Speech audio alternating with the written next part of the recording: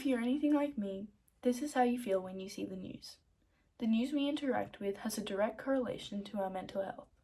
The media is flooded with negativity and wars that fail to shed light on positive news, desensitizing the general public, proving to be detrimental to our mental health. 25% of Australians are distressed by the violence in the journalism industry, yet this has not been addressed by the government or news corporations.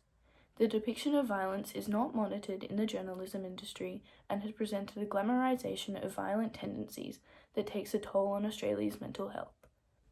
The Australian Broadcasting Tribunal said, "We find the presentation of the news most offensive. One doesn't have to see dead bodies, violent clashes, or beatings to be informed that this is happening in the world." The major Australian news companies are constantly and unnecessarily negative, and the only purpose of the graphic depictions is to boost views and not inform the public. The surge of the mental health crisis in Australia is directly linked to this, with social media providing a platform for easy access to news.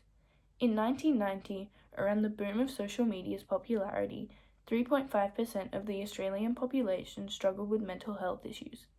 Today, that number sits at 45%. To combat this escalation of mental health issues in young adults, the news and how it is taken in must be altered to look after the next generation.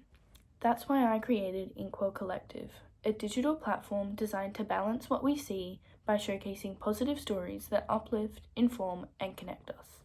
It's human nature to have a negativity bias, meaning that the negative news we interact with will have a heavier impact on health than positive.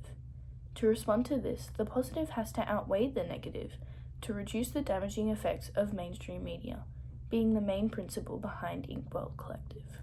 The articles featured on the app are all positive, allowing for an attitude shift as the negative news from major companies is balanced out. It takes a new approach on news as its focus is not only to inform, but to also support the health of viewers and assist in building a more positive outlook on life through the content they interact with daily. It also features a historical calendar that celebrates events from all over the world that not only bring forth a positive message, but also ensures the inclusivity of different cultures in the media. Together, this creates a positive platform that informs the public, without having a detrimental impact on the mental health of viewers. This counteracts the negativity of mainstream media and instills the idea of hope and happiness within the viewers. After interacting with the pilot of Inkwell Collective, all participants said that it would prove to have a positive impact on their mental health in the long term, as well as improving their overall outlook on life.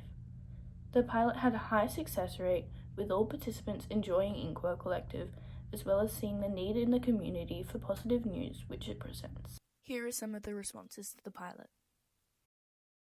The access to negative news is only going to become more and more problematic, so we have to combat it while we still can. Inkwell Collective isn't just about news, it's about hope. We're redefining what it means to be informed without feeling overwhelmed. Let's change how we interact with the world, one positive story at a time.